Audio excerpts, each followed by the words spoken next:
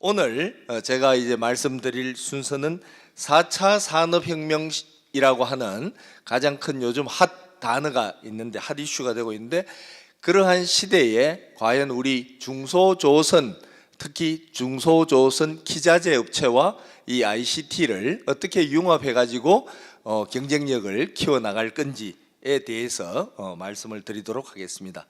먼저 말씀드릴 순서는 4차 산업혁명과 저희들이 이런 일을 하게 된 개요를 말씀드리고, 그러기 위해서 현재 우리가 접하고 있는 중소조선 산업의 환경을 분석하고 그동안 저희들이 어떻게 정책적으로 타개해 왔는지를 살펴보고, 저희들이 지원하고자 하는 중소조선 4.0의 대상 기업을 현장에 가서 기업 조사를 하고 그분들이 가려운 데가 뭔지 공정을 한번 분석한 결과를 간단히 사례 한 두 가지로 설명을 드리고, 그런 것을 해결하기 위해서 저희들이 카이스트에서 제공하고자 하는 중소조선 4.0 소프트웨어 플랫폼 모델에 대해서 설명을 드리고, 그러한 것에 마지막으로 기대 효과를 드리고 마치도록 하겠습니다. 먼저 추진 개요부터 설명드리도록 하겠습니다.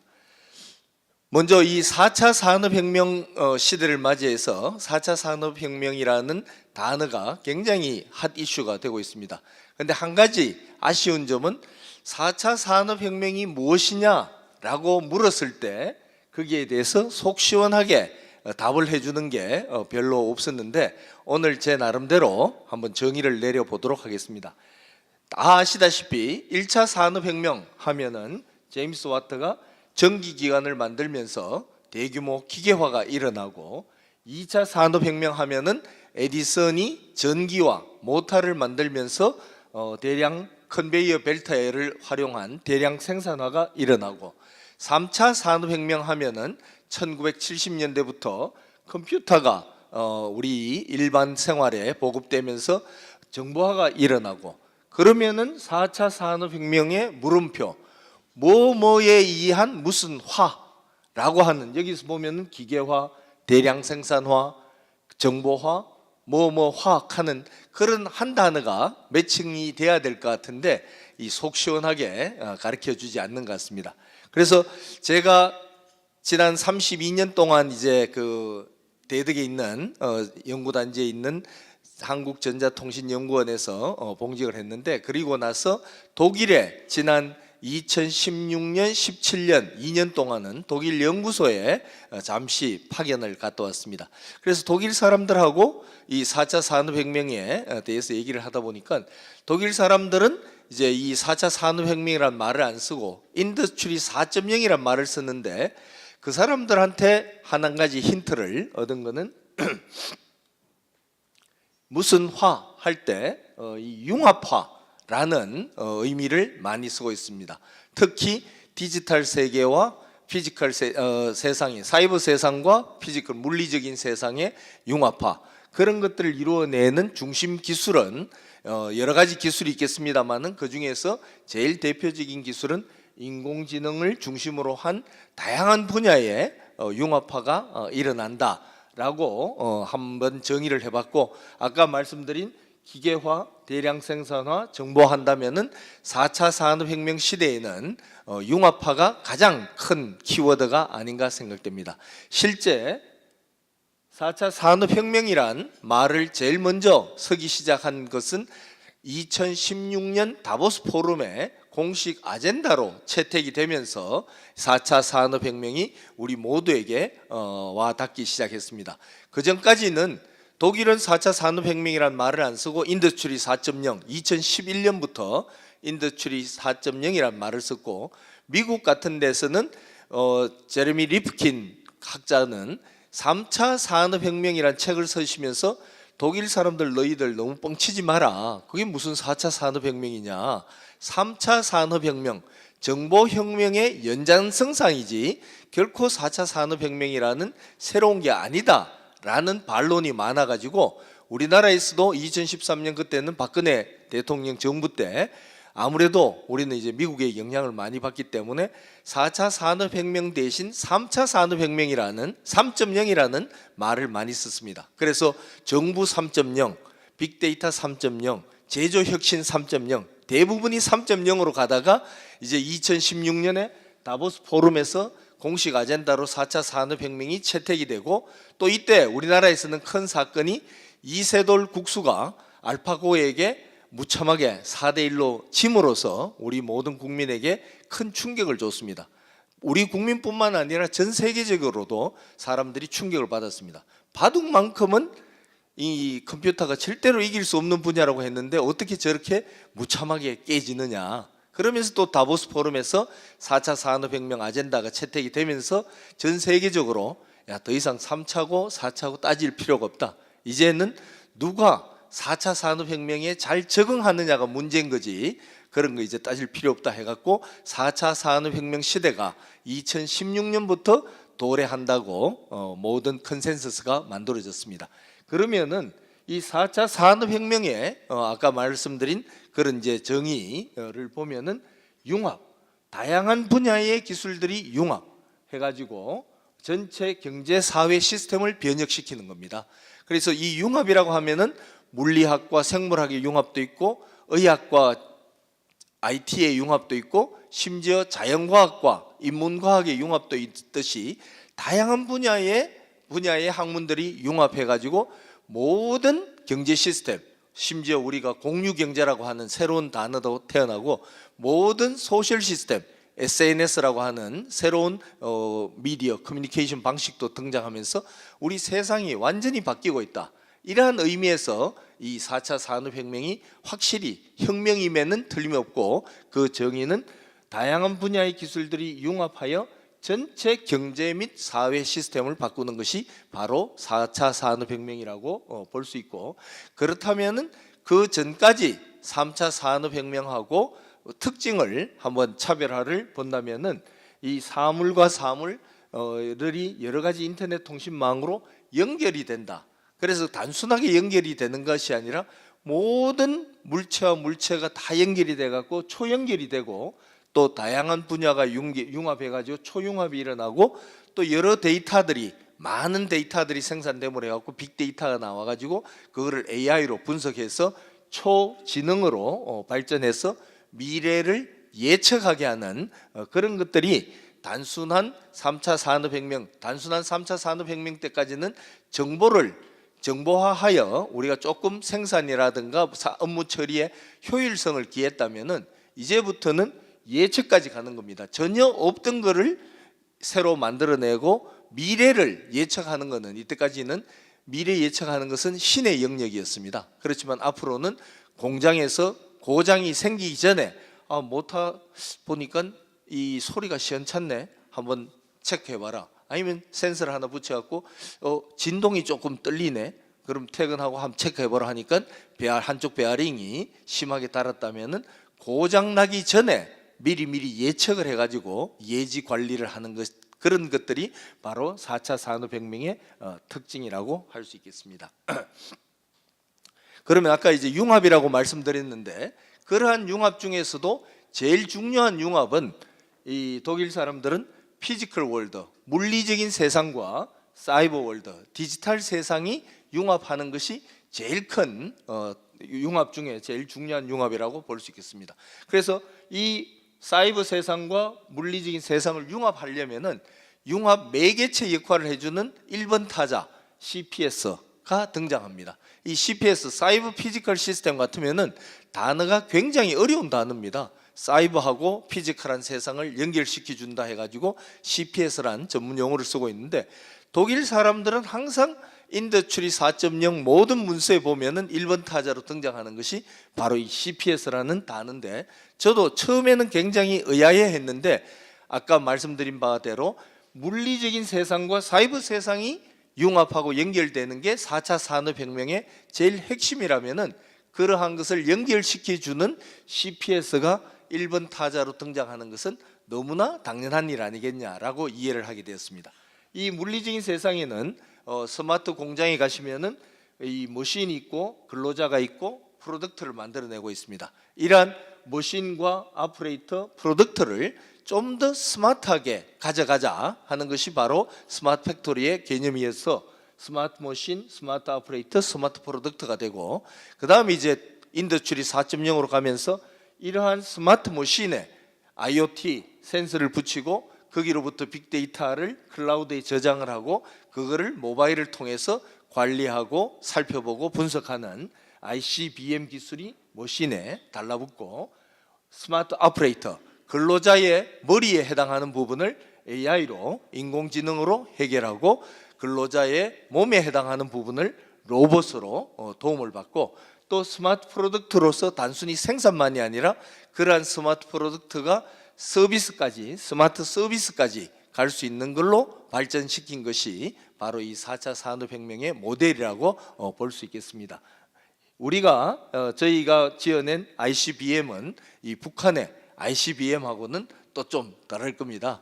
북한의 ICBM보다는 훨씬 성능이 뛰어난 이러한 ICBM과 AI, 인공지능과 로봇으로서 바로 전체적으로는 디지털 트랜스포메이션, 모든 사회의 모든 시스템, 공장, 물체 이런 것들이 디지털로 다 트랜스포메이션 해가는 것이 바로 4차 산업혁명의 모델이라고 보시면 되겠습니다. 그래서 제가 하나 그린 멋진 대한민국의 4차 산업혁명을 향해 날아가는 로봇입니다. ICBM을 몸통으로 해서 여기에 핵탄두 대신에 AI 탄두와 로봇 몸체를 갖고 4차 산업혁명을 향해서 우리가 창국을 향해 날아간다면은 대한민국은 확실히 이 4차 산업혁명 강국이 될 수 있지 않을까 생각이 됩니다. 그런데 독일 사람들은 과연 그러면은 이러한 그 디지털 세상과 사이버 세상을 융합을 해가지고 무엇을 위해서 이렇게 발전시키는지 한번 살펴보니까 세 가지를 위해서 발전시켜 있습니다. 독일은 제조업 강국입니다. 본인들의 그 강점인 제조업이 중국의 저임금 또 중국의 기술 추격으로 쫓아오니까 우리는 뭘로써 우리의 강점인 제조업을 도망가야 되느냐. 그렇게 하다 보니까 인더스트리 4.0, 4차 산업혁명이라는 개념을 만들어내게 됐고, 그 4차 산업혁명을 통해서 우리 독일 제조업의 세 가지를 바꾸자. 퍼스널라이제이션, 플렉시블 매뉴팩처링, 이펙티브 매뉴팩처링.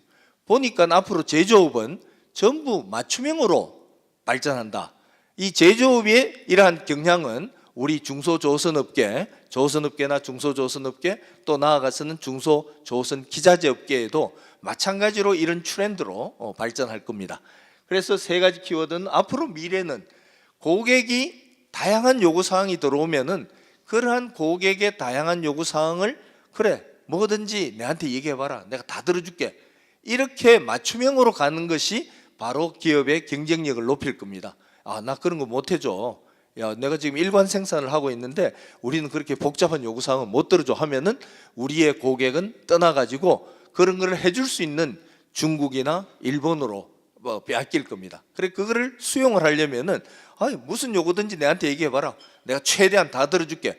퍼스널라이제이션, 커스터마이제이션을 맞춤 생산을 따라가야 됩니다.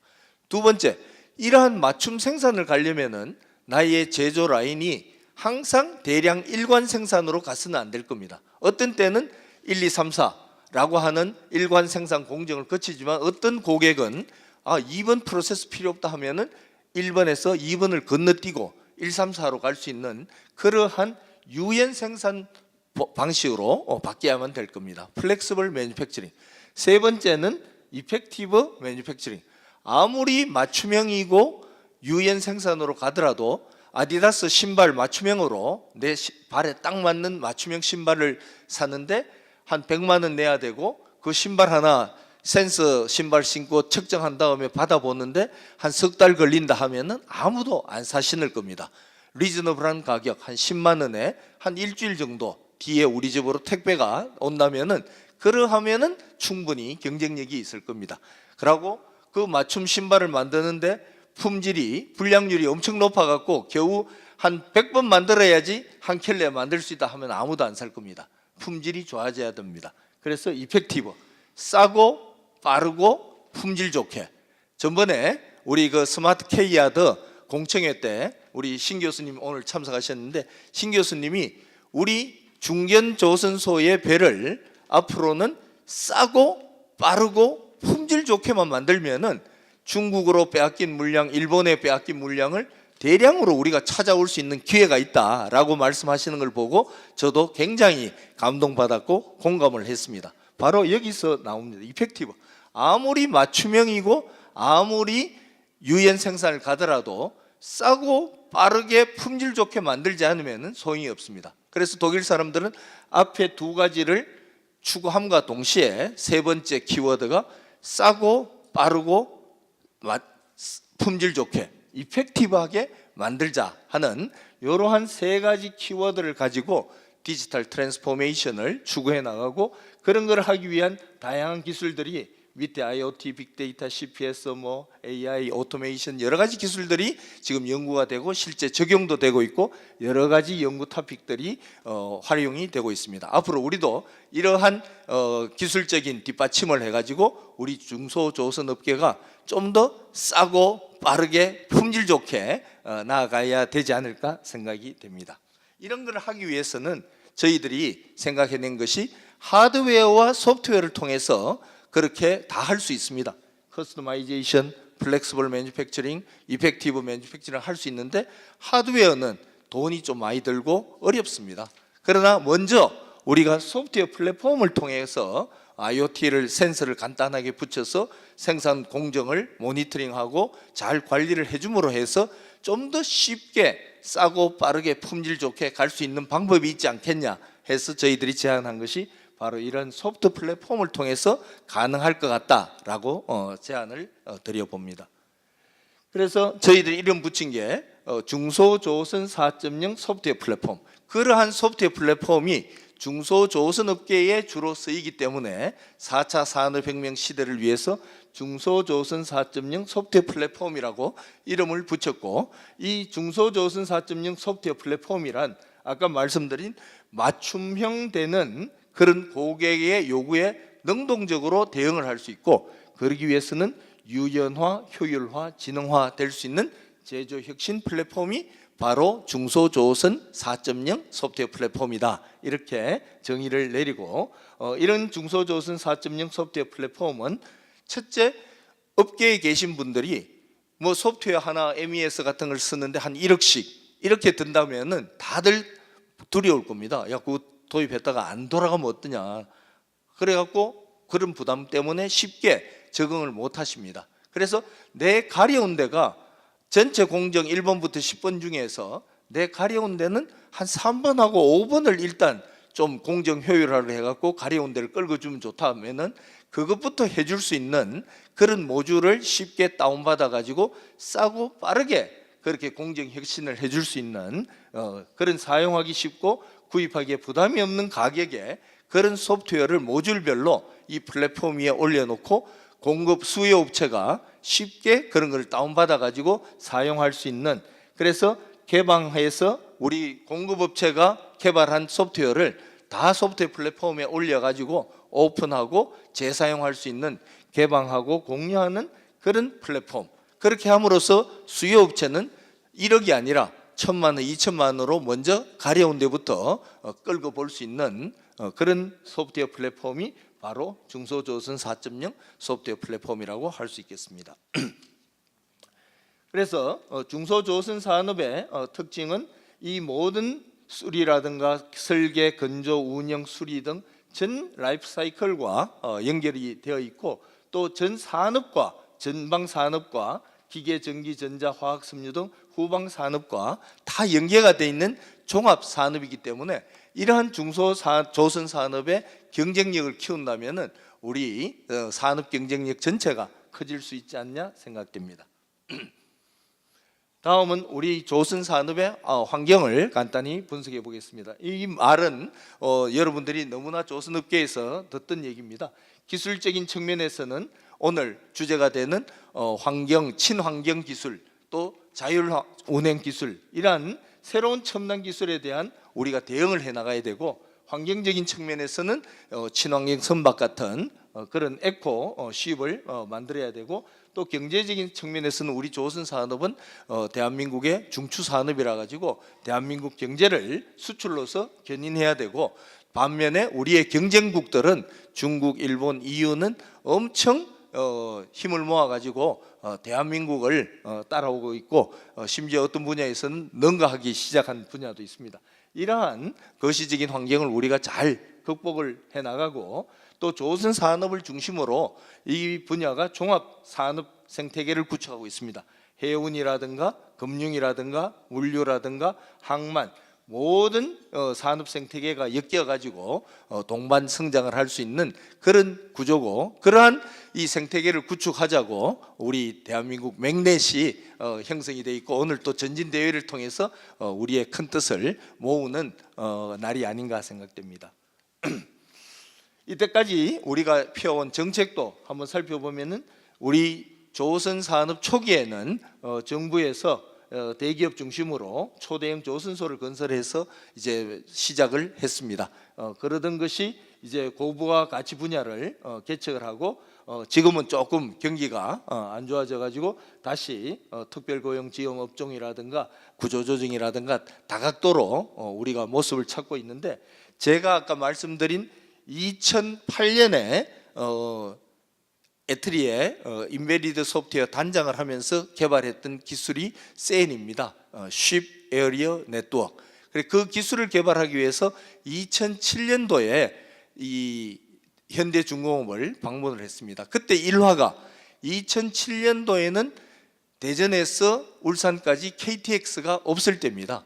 그래서 8시에 현대중공업 임원님을 만나도록 돼 있으니까 적어도 7시에 도착해가 해장국 하나 먹고 들어가려면 우리 집에서 4시에 출발해야 되고, 4시에 출발하려면 3시 반에 일어나가 샤워하고 집을 나섰습니다. 그래서 열심히 제가 이제 드라이브 해가지고 7시 도착해갖고 해장국 하나 먹고 8시에 가가 모 전무님을 배가 명함 드리면서 이렇게 했는데, 그 전무님이 딱 마주 앉아가지고 하시는 말씀이 2007년, 8년 그때 뭐 우리 조선 경기가 굉장히 좋을 때입니다.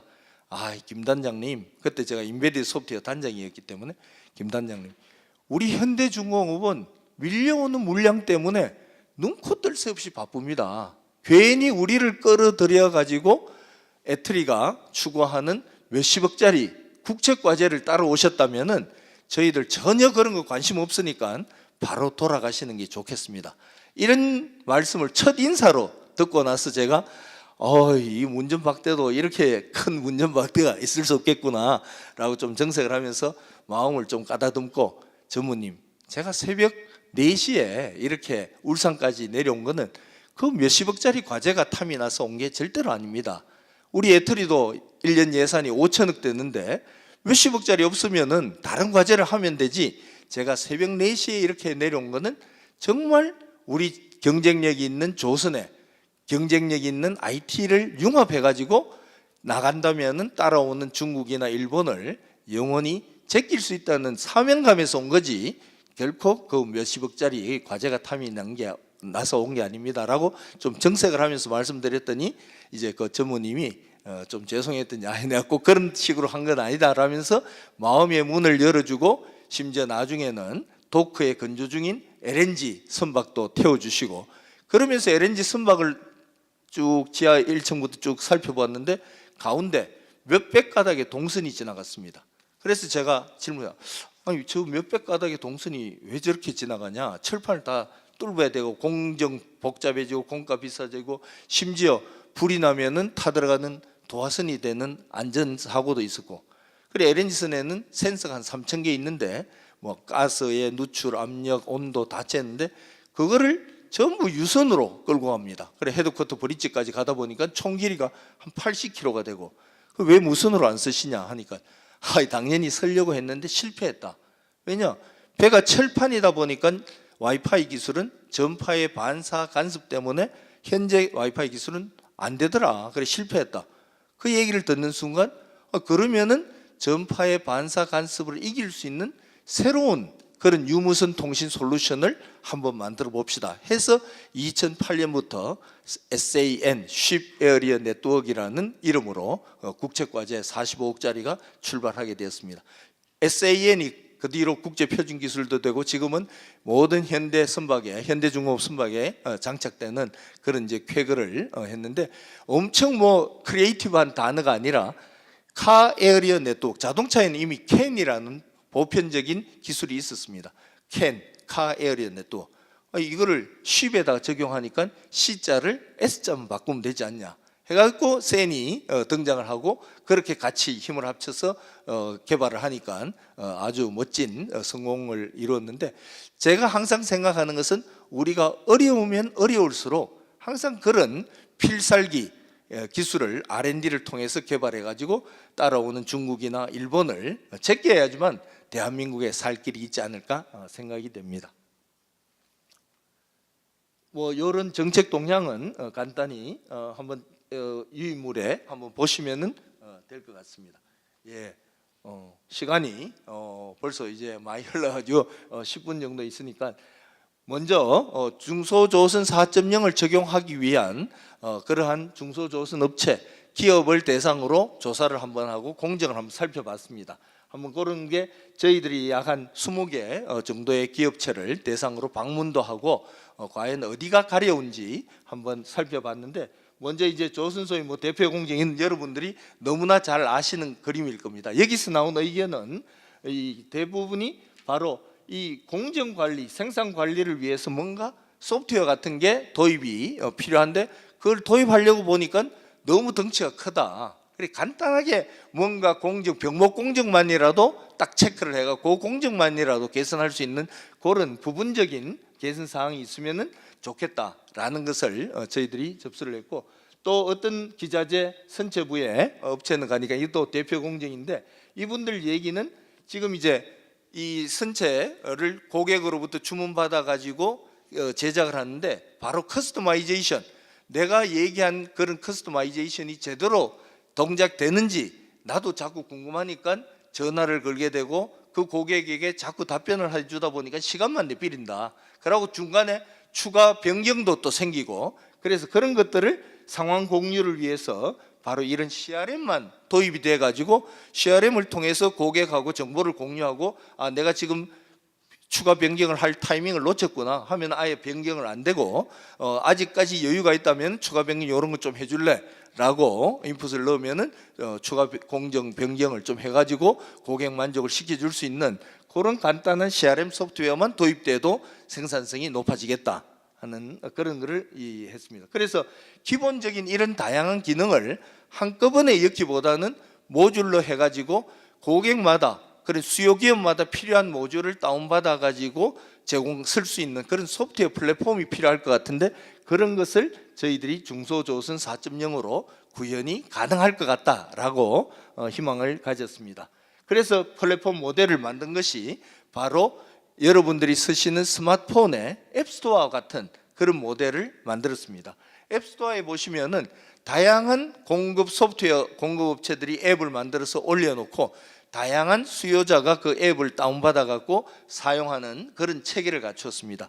그래서 저희들이 생각하는 것은 바로 이 개발자 공급자가, 소프트웨어 개발자 공급자가 다양한 소프트웨어를 여기다가 소프트뱅크에 올릴 때 아무 소프트웨어나 올려주면 안 될 겁니다. 어떤 퀄리티를 갖고 또 어떤 공정의 그런 참조 모델에 부합하는지 안 하는지를 살펴봐 가지고 인정 검증을 통과한 소프트웨어만 올려주고, 또 수요 업체는 내가 필요한 공정이 1번부터 10번까지인데 이 1번부터 10번까지 중에서 나는 3번, 5번이 필요하다 하면은 3번, 5번에 대한 것을 선택하고, 또 3번, 5번을 선택하더라도 또 튜닝이라든가 커스터마이제이션 해야 될 부분이 있을 겁니다. 그런 부분을 수정해 가지고 현장 공장에 다운로드해서 돌리고, 그렇게 된 모델은 다시 소프트뱅크에 올라가고, 또 운영 중에 생긴 데이터도 데이터뱅크에 올라가고, 심지어 난리지까지도 축적이 된다면은 다음 분을 위해서 오픈할 수 있는 건 오픈하고 아닌 거는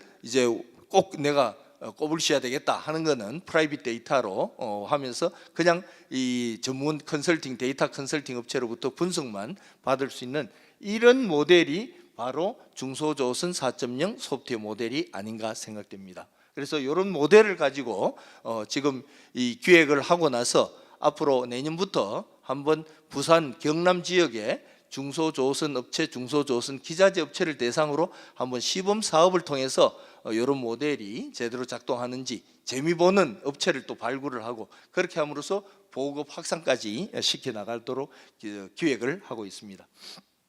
그런 걸 하기 위해서는 참조 모델을 구축하고 아까 말한 대로 공급업체가 올릴 수 있는 소프트웨어 업로드 프로세서, 또 수요업체가 내가 필요한 모듈만 다운받을 수 있는 선택 및 수정할 수 있는 프로세서, 그런 것들을 전체적으로 운영하는 것은 공공기관인, 중립적인 공공기관인 카이스트가 하고, 여기에는 소프트웨어 프로바이더로서 공급업체, 또 솔루션을 다운로드 받는 수요업체, 심지어 컨설팅 업체, 하드웨어 제공업체, 모든 관련 업체가 이러한 플랫폼에 롤 플레이어로 참여해가지고 이 생태계에서 각자 이익을 볼 수 있는 그런 생태계 구축을 소프트웨어 플랫폼을 통해서 한번 만들어 볼 계획입니다.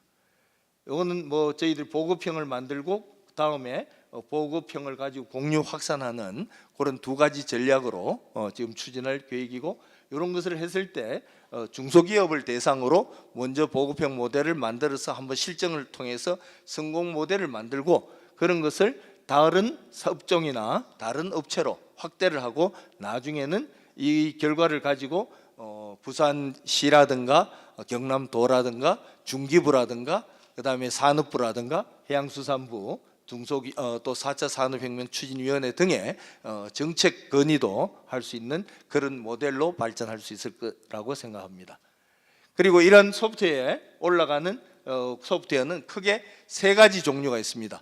업종에 따라서 모두가 다 필요한 커먼 컴포넌트, 업종마다 조금씩 달라지는 베리어블 컴포넌트, 같은 업종이라 하더라도 내 회사의 고유한 그런 노하우만을 지원해주는 프라이빗 컴포넌트, 이렇게 세 가지로 하고, 그런 소프트웨어 컴포넌트뿐만 아니라 밑에는 그러한 소프트웨어와 관련된 날리지, 데이터까지도 우리가 축적해가지고 재사용할 수 있는 그런 환경을 만들어 제공할 계획입니다.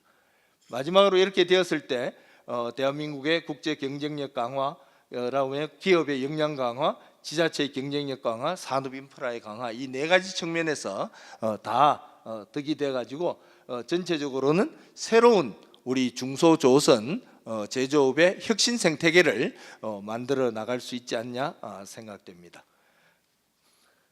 이건 뭐 기자재 안에 한번 마지막으로는 이렇게 함으로써 이런 이제 스마트 소프트웨어가 들어옴으로써 바로 이런 소프트웨어를 핸들링하고 또 데이터를 새로 분석하고 제공하고 하는 새로운 일자리가 생겨날 수 있다고 생각합니다. 그래서 중국에서도 지금 제조업 혁신을 하면서 신제조업이라는 말을 많이 쓰는데, 신제조업의 가장 핵심은 데이터하고 인공지능이다. 그런 인공지능, 데이터 이런 것들을 우리의 중소조선 업계에 적용을 한다면은 좀 더 우리가 세계 경쟁력을 갖고, 또 기자재 업체도 세계 경쟁력을 갖고 국내 시장뿐만 아니라 해외 시장까지 우리가 넘볼 수 있는 그런 기회가 오지 않을까 생각됩니다. 그래서 바로 조선산업과 해운산업의 연결자 역할을 중소조선 4.0이 하고, 중소조선사들의 경쟁력을 다시 키우고, 또 한국성업과 중소조선사의 동반 성장을 꾀함으로써 바로 우리 맥넷이 이러한 회사 산업의 날리지 허브로 발전할 수 있기를 바랍니다. 예, 이것으로서 제 세미나를 간단히 마치도록 하겠습니다. 감사합니다.